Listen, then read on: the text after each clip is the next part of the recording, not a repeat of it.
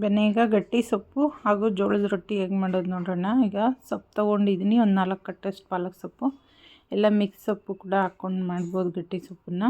2 ಈರುಳ್ಳಿ ಕಟ್ ಮಾಡಿ ಇಟ್ಕೊಂಡಿದ್ದೀನಿ, ಟೊಮೆಟೊ 2, ಕೊತ್ತಂಬರಿ ಸೊಪ್ಪು 2 ಗಡ್ಡೆ ಬೆಳ್ಳುಳ್ಳಿ, ನಾಟಿ ಬೆಳ್ಳುಳ್ಳಿ ಇದು ಚಿಕ್ಕ ಚಿಕ್ಕದಾಗಿದೆ, ಹಾಗೂ ಕರಿಬೇವು, ಸಾಸಿವೆ, ಜೀರಿಗೆ ಪೌಡ್ರು, ಉಪ್ಪು, ಎಣ್ಣೆ 2 ಸ್ಪೂನು, ಒಂದು 8 ಹಸಿಮೆಣ್ಸಿನ್ಕಾಯಿ ತೊಗೊಂಡಿದ್ದೀನಿ.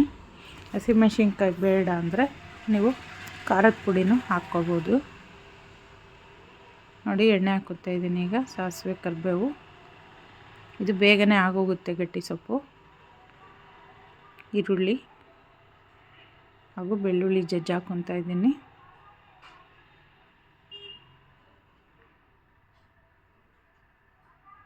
ಟೊಮೊಟೊ, ಹಸಿಮೆಣ್ಸಿನ್ಕಾಯಿ ಹಾಕ್ಕೊತಾ ಇದ್ದೀನಿ. ಎಲ್ಲ ಚೆನ್ನಾಗಿ ಮಿಕ್ಸ್ ಮಾಡ್ಕೊಳ್ಳೋಣ. ಈಗ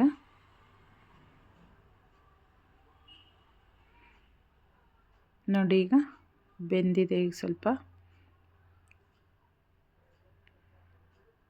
ಈಗ ತೊಳೆದಿಟ್ಕೊಂಡಂಥ ಸೊಪ್ಪು ಹಾಕ್ಕೊಳ್ಳೋಣ. ಈಗ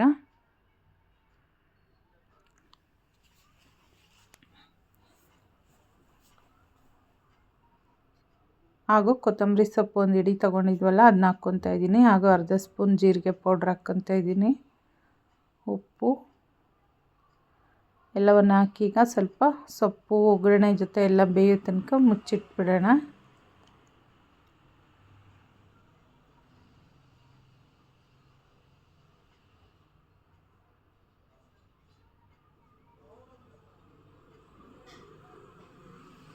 ಅರ್ಧ ಸ್ಪೂನಷ್ಟು ಅರಿಶಿನ ಹಾಕ್ಕೊತಾ ಇದ್ದೀನಿ. ನೀರೇನು ಜಾಸ್ತಿ ಹಾಕೋದು ಬೇಡ, ಒಂದು 2 ಸ್ಪೂನಷ್ಟು ನೀರು ಹಾಕ್ಕೊಂಡಿದ್ದೀನಿ ಅಷ್ಟೇ, ಒಂದು ಸೌಟಷ್ಟು. ಯಾಕಂದರೆ ಅದು ಗಟ್ಟಿಯಾಗಿ ಮಾಡೋದ್ರಿಂದ ನೀರೇನು ಜಾಸ್ತಿ ಬೇಕಾಗಲ್ಲ, ಸೊಪ್ಪಲ್ಲಿರೋ ನೀರು ಬಿಟ್ಕೊಳ್ಳುತ್ತೆ. ಹಾಗಾಗಿ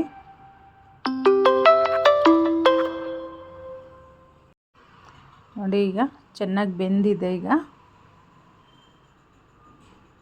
ಈಗ ಸೋಸಿರೋಂಥ ನೀರನ್ನೆಲ್ಲ ಒಂದು ಕಪ್ಗೆ ಹಾಕ್ಕೊಳ್ಳೋಣ. ಈಗ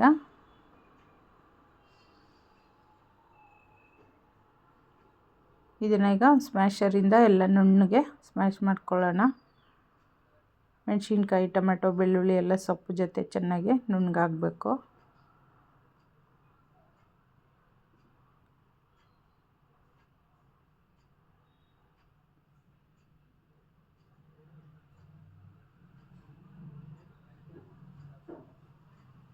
ನೋಡಿ ಈಗ ಉಳಿದಂಥ ನೀರು ಬಸ್ತಿಟ್ಕೊಂಡು ನೀರನ್ನು ಹಾಕ್ತಾಯಿದ್ದೀನಿ. ಬೇಕಂದರೆ ಹಾಕ್ಕೊಳ್ಳಿ, ಇಲ್ಲ ಅದೇ ಸೊಪ್ಪೆ ಗಟ್ಟಿಯಾಗಿ ಹಾಗೇನೂ ತಿನ್ಬೋದು. ಈಗ ಜೋಳದ ರೊಟ್ಟಿಗೆ ಮಾಡ್ಕೊಳ್ಳೋಕೆ ರೆಡಿ ಮಾಡೋಣ. ಹಿಟ್ಟನ್ನು ಚೆನ್ನಾಗಿ ರೆಡಿ ಮಾಡಿಕೊಂಡು 1 ಲೋಟದಷ್ಟು ನೀರು ಇಟ್ಕೊಂಡಿದ್ದೀನಿ. ಈಗ ಆ ನೀರು ಚೆನ್ನಾಗಿ ಮರಳೋವಾಗ ಸ್ವಲ್ಪ ಸ್ವಲ್ಪ ಹಿಟ್ಟು ಹಾಕ್ಕೊಳ್ಳೋಣ. 1 ಸ್ಪೂನಲ್ಲಿ ಅದನ್ನು ತೆಳುವಾಗಿ ಮಾಡ್ಕೋಬೇಕು, ತೀರಾ ಗಟ್ಟಿ ಮಾಡ್ಕೋಬೋದು. ಇದು ಗಂಜಿ ಥರ ನೋಡಿ, ಇಷ್ಟು ತೆಳ್ಳಗಿರಬೇಕು, ತೀರಾ ಗಟ್ಟಿನೂ ಮಾಡ್ಕೋಬಾರ್ದು. ಇದು ಗಂಜಿ ರೊಟ್ಟಿಗೆ, ಜೋಳದ ರೊಟ್ಟಿಗೆ. ನೋಡಿ ನಾನು ಚೆನ್ನಾಗಿ ಕಲಿಸ್ಕೊತಾ ಇದ್ದೀನಿ ಅಲ್ಲೇ ಸ್ಟವ್ ಮೇಲೇ. ಈಗ 1 ಕಪ್ಪಷ್ಟು ಜೋಳದ ಹಿಟ್ಟಿಗೆ, ಒಣ ಹಿಟ್ಟಿಗೆ ಈ ಮಾಡಿದಂಥ ಗಂಜಿನೆಲ್ಲ ಹಾಕ್ಕೊಂಡು ಸೇರಿಸ್ಕೊಳ್ಳೋಣ. ಬಿಸಿನೇ ಇರುತ್ತೆ ಇದು. ಚೆನ್ನಾಗಿ ಗಂಜಿನೆಲ್ಲ ಹಾಕ್ಕೊಂಡು, ಸರಿನೂ ಅಂತಾರೆ ಇದನ್ನು, ಈ ಸರಿನೆಲ್ಲ ಹಾಕ್ಕೊಂಡು ಚೆನ್ನಾಗಿ ನಾದ್ಕೊಬೇಕು. ಜೋಳದ ಹಿಟ್ಟಿನ ಜೊತೆ ಚೆನ್ನಾಗಿ ನಾದ್ಕೊಂಡು ಆ ಸರಿಗೆ ಎಷ್ಟು ಹಿಡಿಸುತ್ತೋ ಅಷ್ಟನ್ನು ಹಿಟ್ಟು ಹಾಕ್ಕೋಬೇಕು. ಸ್ವಲ್ಪನೇ ನೀರು ಹಾಕ್ಕೊತಾ ಇದ್ದೀನಿ. ಈಗ ತೀರಾ ಗಟ್ಟಿನೂ ಹಾಕ್ದಂಗೆ ಸ್ವಲ್ಪ ನೀರು ಚಿಮ್ಮಿಸಿ ನೋಡಿ ಈ ಹದಕ್ಕೆ ಕಲಿಸ್ಕೊಬೇಕು. ನೋಡಿ ಈ ಥರ ಈಗ ಉಜ್ಕೊತಾ ಇದ್ದೀನಿ. ಒಂದೇ ಒಂದು ಚಿಕ್ಕದು ಹೊಳ್ಳೆ ತೊಗೊತಾ ಇದ್ದೀನಿ. ಈಗ ಒಂದು ರೊಟ್ಟಿ ಮಾಡ್ಕೊಳ್ಳೋದಕ್ಕೆ ಇಷ್ಟು ಹೊಳ್ಳೆ ಆದರೆ ಸಾಕು. ನೋಡಿ ಫಸ್ಟು ಕೈಯಲ್ಲಿ ಈ ರೀತಿ ತಟ್ಕೊತಾ ಇದ್ದೀನಿ. ಹಿಟ್ಟನ್ನು ಕೆಳಗೆ ಮೇಲೆ ಹಾಕ್ಕೊಂಡು ಈ ರೀತಿ ತಟ್ಕೊಬೇಕು ಫಸ್ಟು.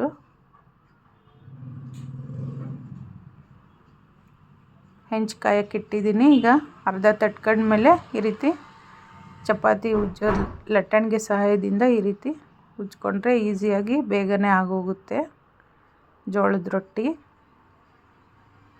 ನೋಡಿ ಈಗ ಹೆಂಚು ಕಾದಿದೆ, ಉಲ್ಟಾ ಹಾಕ್ಕೊಬೇಕು.